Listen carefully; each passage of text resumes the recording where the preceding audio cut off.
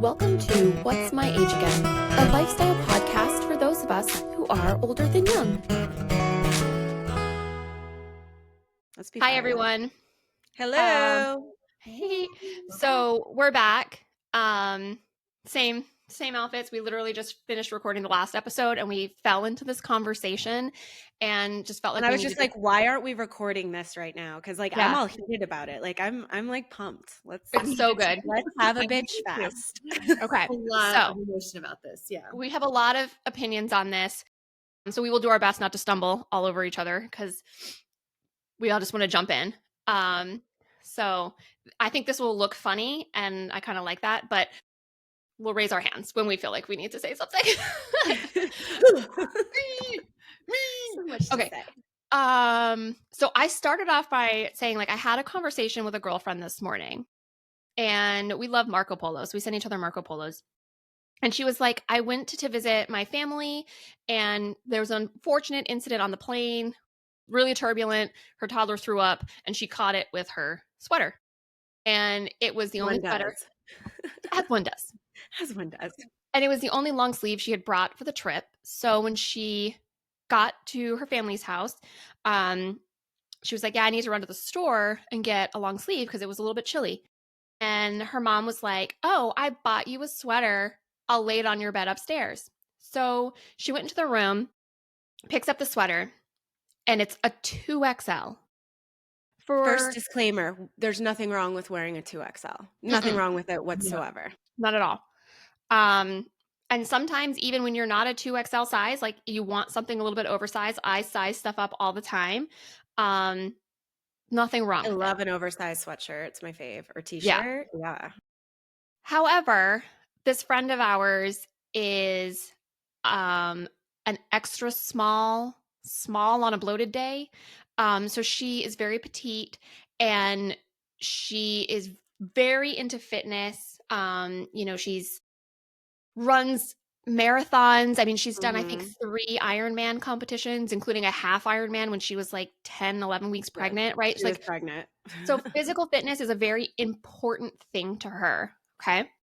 Her appearance, which it's okay to put a lot of value in the way you look and your appearance. And she's always been someone who prides herself on taking care of her body and having an athletic build.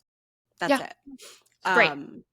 Keep in mind, she has a toddler. So you still have a lot of postpartum hormones. Your body's changed. It's hard to deal with. We've all, the 3 of us have all been there. We've made humans and popped them out and things are never the same. And, whether you have or haven't, like our bodies change with age as well. That's something that can be difficult to like not know your own body. And so like you got to keep in mind in this situation, she's also still getting used to postpartum body. Right. And Erin, you met her on Memorial Day weekend. Yeah. Oh. Yeah. Yeah. Yeah. So you met ding, her. ding, ding. Ding, ding, ding. Yeah. Okay. So now you have that perspective. I mean, honestly, I look at her now and I'm like, I feel like she's banging. Like she's like it's all put back together the way God intended it to be. So like, I feel like she's gorgeous. She's beautiful. And that's probably the most I'll ever talk about her body because it's not my body, it's hers. And like, she needs to be comfortable in it. But she asked me, like, make this make sense. Like, why does my mom insist on buying me clothes that are way too big? And I was like, I can't make that make sense because my mom has always done the same thing to me in a little bit different ways. So when I was like a freshman in college, I went to college in Florida. My mom used to send me care packages all the time, and there would be clothes in there. Which I love because we were roommates and we were the same size back then. Right. Like, so we just cool. would share clothes. However, a couple of times, I'd get a shirt and I'm like, it fits kind of weird in like the abdomen area. And I would like look at the tag and she had bought me maternity shirts. And when I asked her about it, I was like, did you know that this maternity? And she's like, yeah, I just thought it would be good to, to hide the fat rolls, to hide your stomach a little bit. And so back then I was like, oh yeah, that's great. Thinking like, oh, I have fat rolls. Girl, I found an old picture of me from like first day of college. And I was like, that girl is like a beanpole. She's tits on a stick, for lack of a better term. right? Her boobs, y'all. They Yeah. were amazing. As a girl who You're- didn't have boobs until I bought them, she had some great little titties on her. yeah, they're big. And so I was like, was this where body dysmorphia came from for me? And then I thought forward and I'm like, but she still does this. So, like, one of the things that she'll do is buy clothes for herself that are extra large or larger. And she'll be like, I bought this for me, but it doesn't fit. But it should fit you. It's way too big for me, but it'll fit you.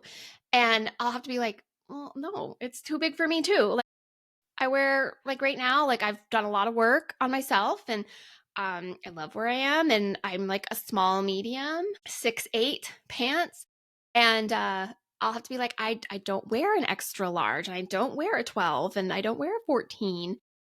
Or she'll do the opposite. Well, she'll buy things like super small, and instead of saying they were too small for her, she'll just say, I didn't like the way it looked on me. And then she'll like try to get me to try it on, and I have to be like, no, like, is this too small?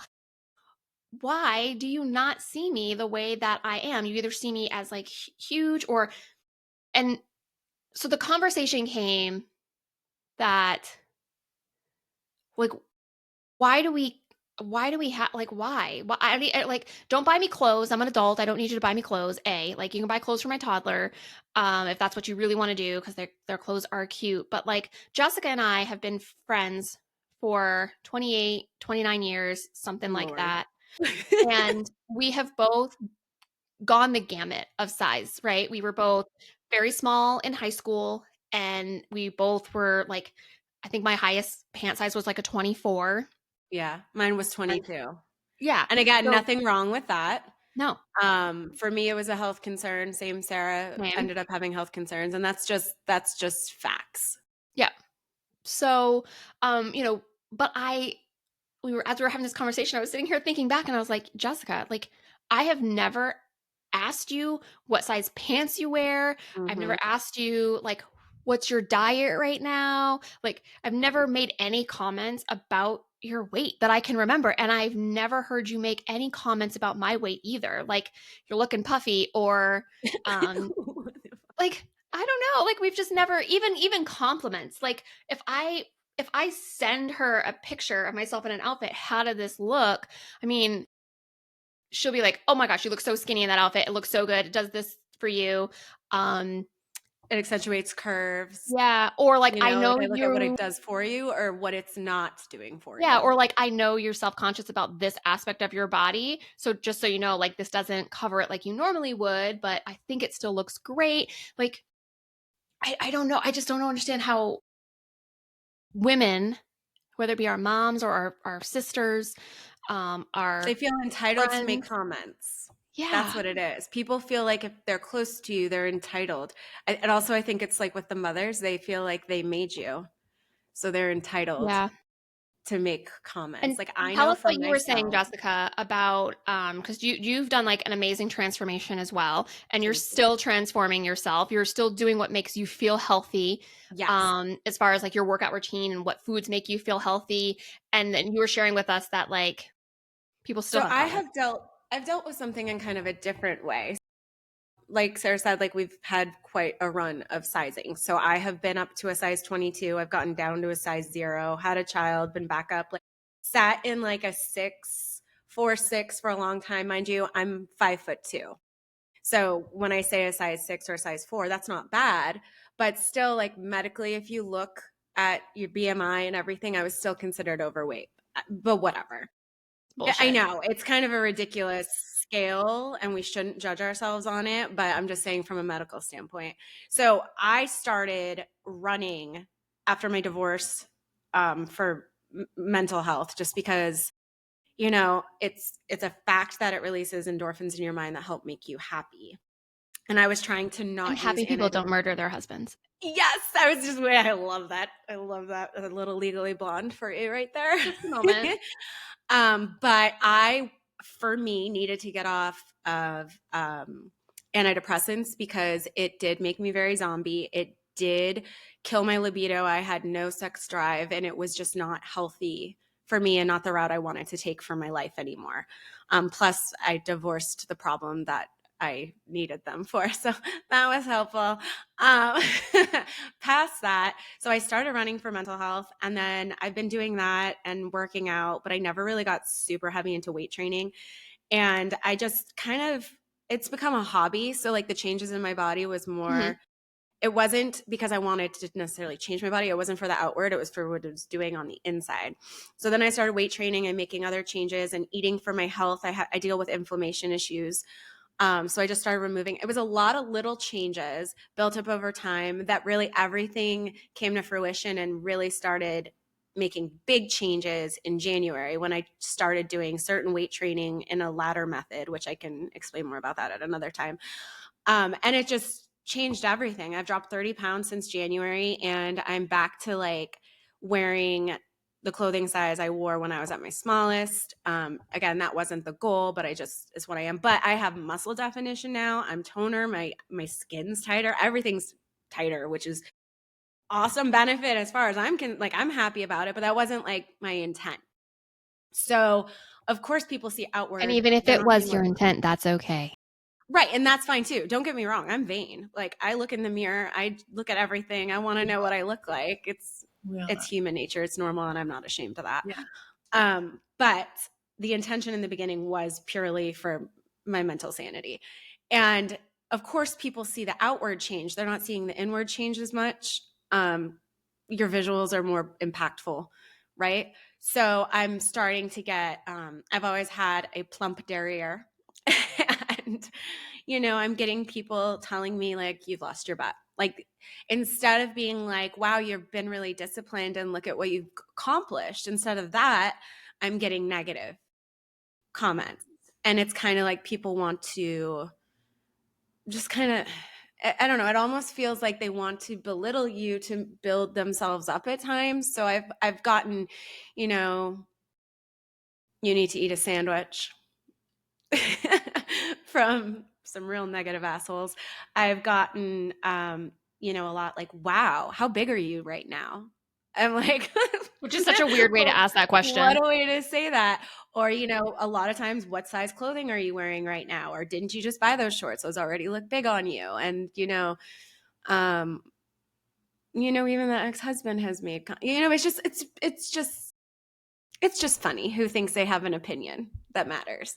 And it does get in your head. I definitely got in my head about like thinking I need to do more squats. Like, do I not have any butt muscle anymore? Like, what's happening back there? I can't see it for myself except for a reflection. Like, I don't know what the back of me looks like so much. But those are things, and I've just accepted if I lose my butt, I lose my butt. Like, it is what it is. I feel healthier. Yeah. But I think the crux of the issue is that nobody has the right to tell you about your body. And I know that like we typically think about like fat shaming as like a really big thing, but there is also like thin shaming, right? And I think like I just don't know. I don't know. I don't fully understand the psychology behind it, and hurt people. I saw this like I saw like this reel the other day, and it was this woman talking about like visceral fat. And how like you can be a size 0 and have an exorbitant amount of visceral fat, which is the fat around your organs. And that's like the dangerous stuff. Yeah. You can be a size 24 like I was before and not have a ridiculous amount of visceral fat. Yes. And that's honestly what I'm trying to pull it up right now. Sarah and I have the same scale. And the Renzo scale. It was one of my crushes of the week, and then Jessica bought it. So if you want to go look up an old crush, on it after her. I loved it. It was a good one. I'm trying to see. I can't even find where found it. So those are the things I focus on. Like for the first time in a long time, I am by medical standards of an average. I've never been so happy to be average of an average BMI. But like the things I pay attention to because I'm 42. I want to watch my bone mass. I want to watch my protein. I want to watch those things, my visceral fat. my muscle mass, like that's more what I'm tracking. So the number on the scale has become the number on the scale because I'm paying attention to the other numbers that help me age gracefully. I think that's the best way to say it. I don't want to have calcium deficiencies and problems that make my bone mass weak, because that, like, if you're older and you break a hip, you're going to have a lot of more problems. Like, it's like a domino effect. So I'm trying to pay attention to those things. I think that's a really good, like, sign of our generation, even like at an older age. I think our moms, going back to them, I think there was just so much value placed on appearance and on dress size. For it was sure. just a huge thing. And it ran You through won't catch their a husband if you have 5 extra pounds. Right, Mhm. exactly. It was just a status thing, or a measurement of your value, right? What size dress you could fit into. And that is their generation. It's the generation before. It's not an excuse. I just think it's an explanation of it. And I love just like everything you're saying, and Sarah too, about the visceral fat. Like, I think we're evolving and we're becoming Mhm. better. But I think like an interesting, I know I've been all the sizes too. And I know it is something that plays in my head almost constantly. And I Mhm. often stop and think, wow, Erin, if you would stop thinking about how you look, what your clothes feel like, what size you are, how big or small or whatever you are, if you could free up that space in your mind, I just wonder what I could create or accomplish, because it takes up a lot in there, you know? Yeah. And, I said to you guys off, I have a 17-year-old daughter who is like, I'm so proud of her because she is recovering from anorexia, and that stuff is no joke. And Bless the her. That's comments a are no lot. joke. And I have like Takes so much no strength. tolerance for people who want to comment about bodies one way or another. We all have a body. We all have a beach body. We all have a beautiful body. End of story. I really don't have, the girls now, the social media. I mean, that we could just talk about forever. Oh, It's, yeah. gosh, like I The said, if we could filters. free up our space, in our mind, and not think about these things, and Yeah. what we could do.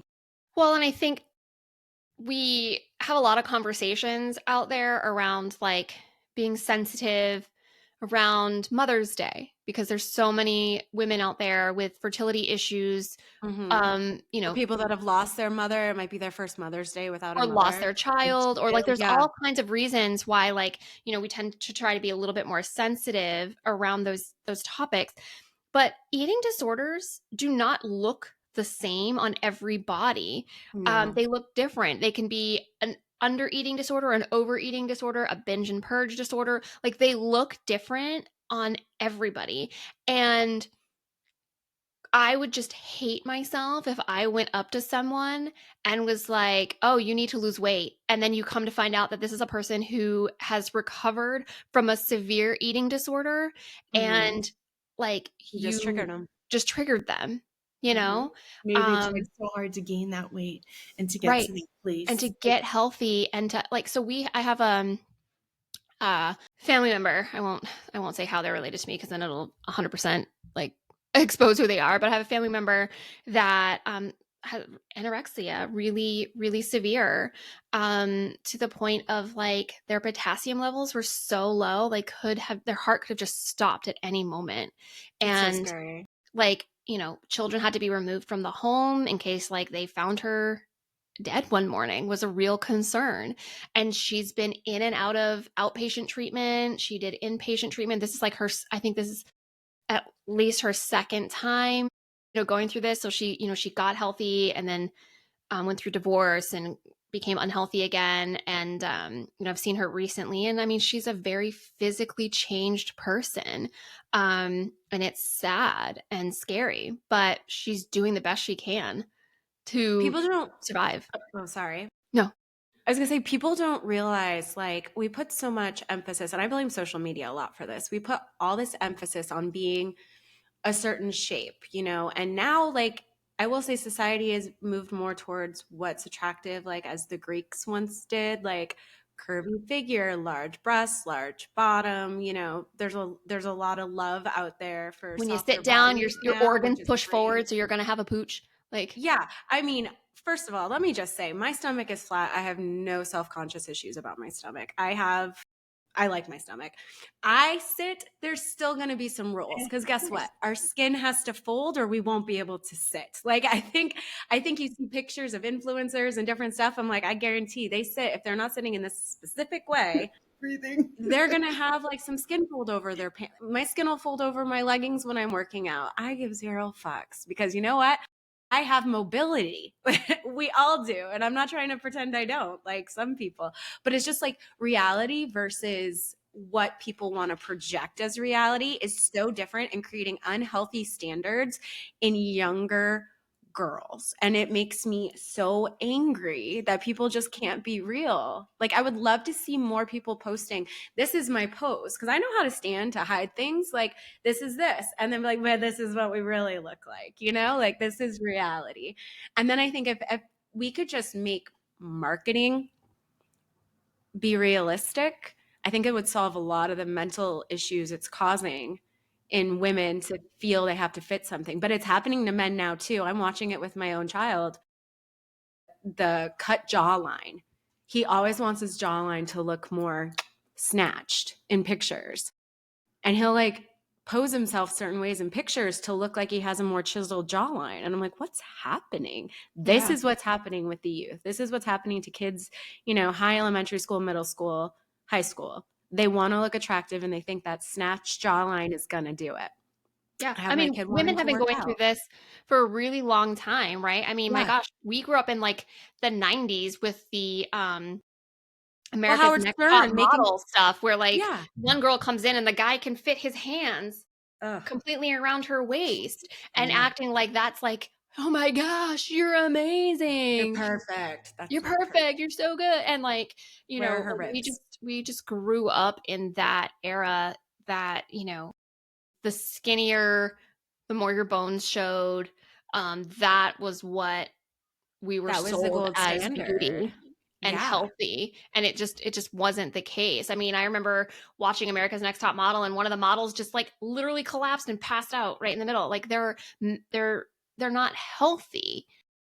And there are slender people that are. I'm not like, first of all, let's put that out there. We know that you can be slender and healthy and beautiful and you're beautiful still. We're not belittling that structure. The point is every body, not everybody, but you know, every body has beauty and should be embraced. But let's be realistic about expectations. Let's not create these expectations that are just not achievable. Not everyone can do everything. Right. Like, you know, I don't know. It's just really hard. I just think people need to say less about other people and their bodies and what they have going on. Respect everyone's own journey. Yeah. And love everyone where they're at. See the beauty in every sort of shape. Yeah. I mean, and let's go back to the old adage, if you don't have anything nice to say, then don't say anything at all. Shut the fuck up.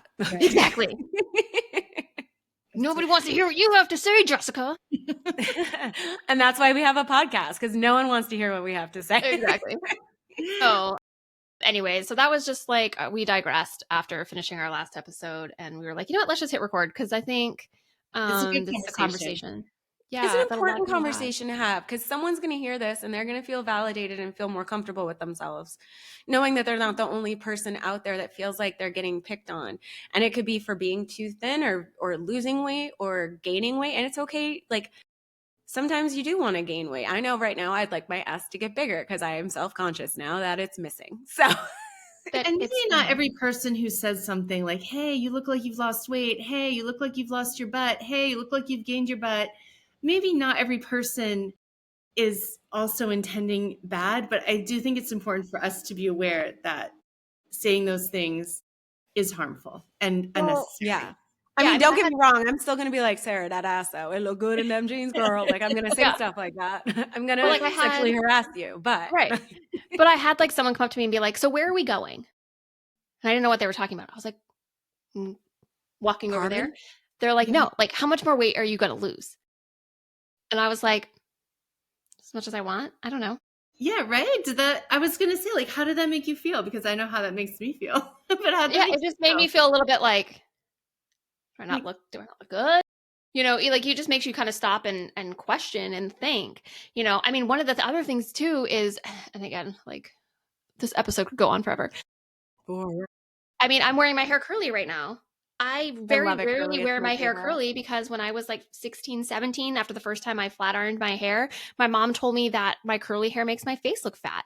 And every time I look in the mirror, I see a fat, round face when I have my hair curly. I just have a really hard time with it. She told me when I was younger, I like got a new camera. I took a selfie like this, you know how we used to do when we didn't have the reverse camera. We just had like an actual camera. And you could like see my arms in the thing. And she, like, I sent her that selfie feeling good about myself, and I got a new camera. And her response to me, and I had to send it to her by email because that's how old I am. But Showing your age. and her email response back was, "Wow, you have really hairy arms." Oh God, I remember that. And Moms are that's been a fun. thing. Moms are just so fun sometimes. I'm like, oh, okay. And so now, like, and she's perpetuated that. That's what like kills me about this. And I don't mean to digress to like just be about like my mom, but like, so Jessica remembers, and Erin, you don't know this. So when I was pregnant with my daughter, because I was 36 when I got pregnant with her, you know, they wanted to do the maternity 21 because the risk of genetic disorders is higher. So they wanted to do a check. So I did the maternity 21. And then through that, they can tell you the gender of your child. And so we wanted to know. And so they told us that we were having a boy. And we were like, okay, great. So until the 20-week anatomy scan, we were having Jackson James. And wait, can we just explain for the listeners what that is? They check the amniotic fluid. Correct. So they check And the that's amniotic where they get their fluid. chromosomes from.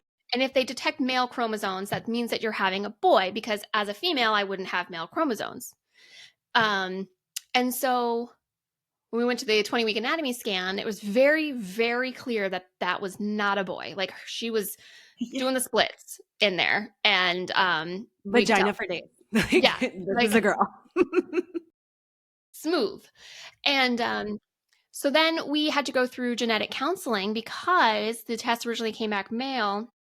It was very possible that she had an intersex disorder, and there were a bunch of different ones that it could have been. And so we needed to kind of make a decision how we wanted to move forward, if we wanted more testing, what each disorder would mean. And some of them, it was like nothing. Like, so externally she's female, internally she might be male, might have to have a surgery to remove like testicles that don't descend, just to avoid like testicular cancer that can develop, and like, but lives a normal life, can be an astrophysicist, whatever she wants to do. And then there was one that was like a sodium deficiency of some sort, and the life expectancy would be early 20s.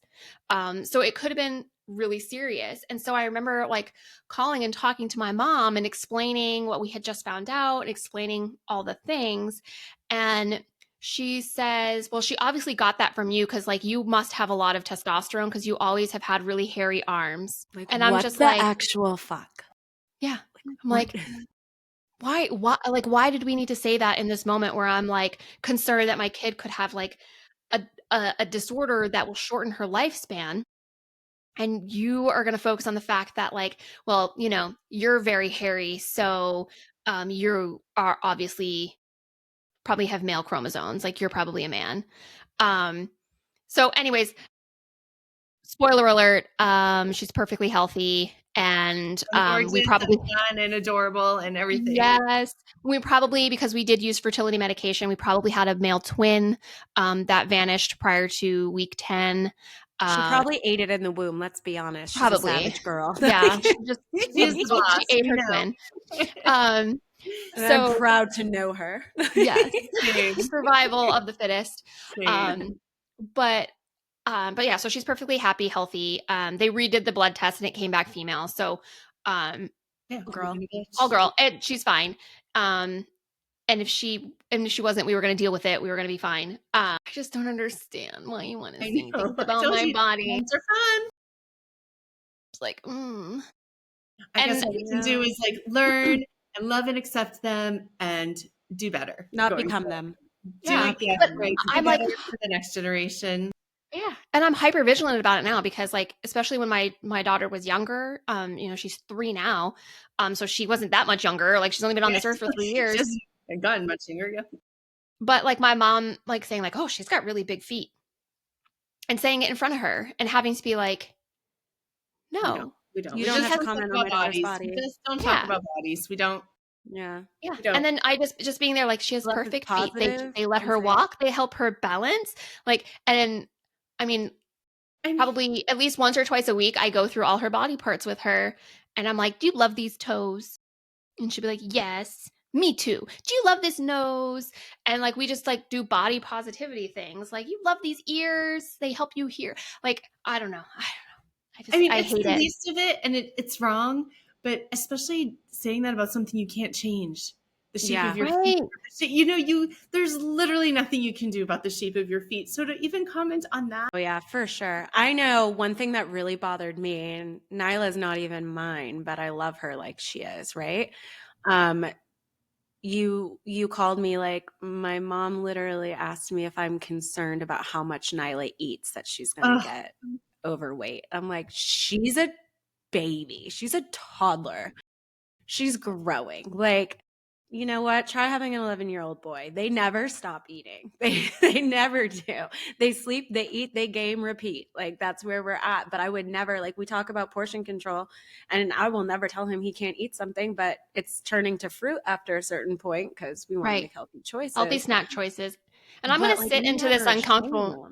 gonna sit in this uncomfortable moment for a second and, like, fully admit that, like, because my mom has made those comments and because of the way that I was raised, and the way that I was conditioned to respond to her, um, I do feel that I try to, like, justify, um, Nyla's size to her sometimes, and I hate that about myself. I hate that I sit there and I'm like, mm, "The doctor says she's in this percentile and, and she's really quite thin for her age." And I do that's a I defense mechanism, Sarah. And it's yeah, and natural I don't to like over that I do explain. that. Well, you you're were over like you said, explaining. you were conditioned to be that But I way. And have you're to be over explaining because you know you're not doing anything wrong. right. So you're trying to explain yourself so they can see you're doing nothing wrong. But the fact of the matter is, her opinion doesn't matter. It doesn't matter if she thinks you're doing something wrong or not because she just doesn't matter. She's not a part of this equation. You're the mother, you're taking care of Nyla. It's not her concern. And truly, like, Nyla's a cute little peanut. Like, it's, and even if she was in a chubby baby stage, like my baby was way too small for a very long time. Gino was so skinny and it was hard to get him to gain weight. And Mhm. he's growing and changing and his body's different every other week. And that's normal. And that's something I have to instill in him because, again, society is also attacking our young boys now, making them have these ideas of what they're supposed to look like, and like I feel like I'm unprepared for that because we didn't grow up with that. They didn't put emphasis on a boy's appearance, a man's appearance, as much as they do now. So this is And I new know I'm territory where preaching I to the am. choir. I'm sorry, I interrupted you, but I know I'm preaching to the choir because you guys are not going to do this. But my kids are older. My youngest is 14, and my oldest is 22. Growing up for these kids is hard, and this world Yeah. is a hard place to be right now. And so Yep. let's not let them worrying about their bodies be another Mhm. thing we have to think about because there's just too much. It's hard. Well, the best way to teach it too, I find, like my technique, and it's not that there's a right or a wrong technique, it's just what I do in my household. My son knows I don't diet. He's seen diets at his dad's house with his dad and his girlfriend. They do every so often they decide they're paleo or whatever it is, no carb. I don't know. I can't keep up. But they do these things. I don't do that in my house. Like, we don't diet. We make healthy choices. We have days that we make mac and cheese pizza. We have days that we have salads. Like, it's all about balance, and that's what I'm teaching my son, and that's everything in life. Like, Yeah. everything is to be balanced. And I think that's the healthiest you can do, is put emphasis on just living a healthy lifestyle, being active, walking instead of taking a car when you can, like just find ways to We don't have move. to park right at the front door of the No, I parking always lot. park back further. Like, I And mean, there's just little things that you can do just to make small choices, but I just felt mhm. like I wanted to say that out loud because for our listeners, like like if you feel that way too, where you're just like, I do scrutinize my child, like I do too. I do like look at it sometimes, and my head goes to that space, and I have to catch myself and be like, nope, she is perfect how she is. Like it just, but just being like a vulnerable moment. Like, I do have like moments of weakness where like I feel, those voices kind of chirp in. Well, that's how we were raised. You can't avoid it. Yeah. I mean, I honestly didn't want a daughter. It's scary. I was so happy when we were having a boy because I was like, I don't want to pass any of my traits onto my daughter because everything about me is so not good according to my mom. No, we stop that right now. Yeah, exactly. We're not unacceptable. You hush your mouth. Our number one, just focus on not giving them the trauma we did, and we're doing better. Yeah, exactly. So, anyways, well, thanks guys for pushing the record button again and like having this conversation, because I think it is super important for a lot of different reasons. And like for our listeners, you're beautiful. If no one has told you that today, then know that like we think you're amazing and you're beautiful and you're perfect just as you are. You're perfect if you want to make improvements. It's a personal journey for a reason. It's personal. And we support you doing that. So 100%. The only way to have a bikini body is to have a body and put a bikini on it. That's all you need. That's done. Pretty easy. So progress. Anyways, I'm sure we'll talk about this again. I hope we do. Yeah. I'm sure we will. But I'm really glad we were all heated in it. I'm glad we did this. Same. So we're going to end this episode with no crush of the week because we weren't prepared for that because this was a impromptu. I have an idea though. I know how we should end this. Okay. So for those that don't know, I mean, Erin has joined us and she's going through her own life evolution. And she has found herself, like she said, her kids are older. So she's had to find herself like doing more things on her own. Erin, you want to talk about that for a second? And then I think I think Sarah and I have some dares for you. Oh, I'm excited and scared and terrified and as you should be.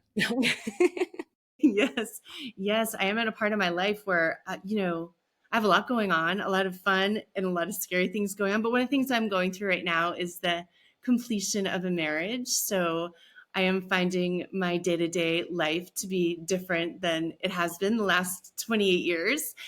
Yeah, so that's new. And Jess, I'm so grateful for you because you're like such an inspiration to me because I see thank you. what can be down the road, the peace and the light and the happiness and all that. So yeah, that's there. I promise. You just gotta embrace the journey and all the mess that comes with it.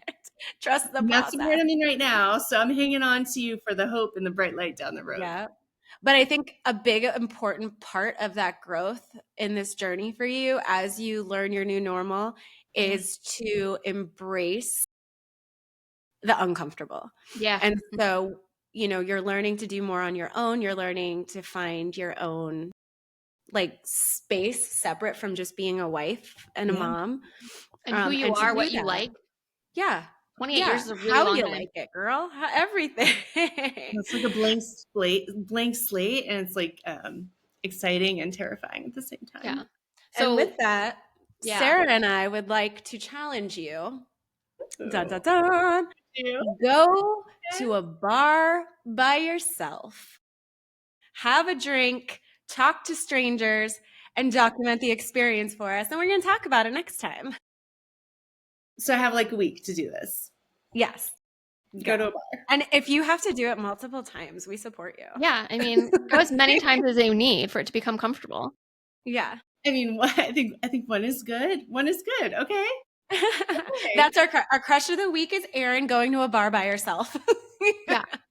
Or, just go to a restaurant and sit at the bar. Yeah. It doesn't have to be like a dive. It can be somewhere classy. Like find a nice like bonefish grill and go have a martini. No, actually a dive bar would be kind of fun. But okay. Go to a bar. We can make that another week. We're easing you into drink, it. Bartender, talk to strangers all by myself. And document it. I love Tell us going all to a about bar it. by myself. I love it. Oh God, it's great. As I, long as like I've men never don't done. talk to me. I I've love never it. done it. Yeah. You might Okay. find you like it. You might find you like it. Mhm. Yeah. Next thing When you I know, the like go on work bartenders know travel, you. when I go on work travel, I would go sit at the bar by myself because I'm like, what am I going to sit at a table by myself? Right. And sometimes like you've been in meetings all day, you don't want to just go back to your room and have room service. Sometimes you do, but sometimes you don't. And so yeah, just go down to like a local spot, get a seat at the bar, talk to the bartender, talk to the locals, Let's see what happens. maybe a handsome dude is at the other end of the bar. You I mean, make out in the bathroom. Sorry, I'm getting ahead of myself. No, I'm kidding. Turn into a rom-com. Yeah. See. All right. Okay, Well, so we'll check in next challenge. I'm up week. for it. I'm up for it. Okay. This will be fun. Yeah. Yeah. So Okay. next week we'll reveal. Yes. All right. I Thank love you, it. listeners. Thanks for being part of the conversation. And we'll see you next soon. week. See you next Ciao. Bye. Bye. Thanks for listening to What's My Age Again, hosted by Sarah Doucette, Jessica Ciancola, and Aaron Ashley. This show is edited and produced by Sarah Doucette, with our theme song Lay Down by the Paul Houston Project. The views and opinions expressed on this podcast are our own and reflect our personal experiences. What's My Age Again is intended for entertainment purposes only. It is not intended to provide medical, mental health, or professional advice. Always consult with a qualified healthcare provider before starting any new health routine, including supplements, exercise programs, or therapies. Want to connect with us? Learn more, catch up on episodes, or check out the products we crush on? Head over to www.whatsmyageagainpod.com. Be sure to like and subscribe and follow us wherever you get your podcasts. And join us every Tuesday for real conversations, laughter, and a whole lot of relatability. Until next time.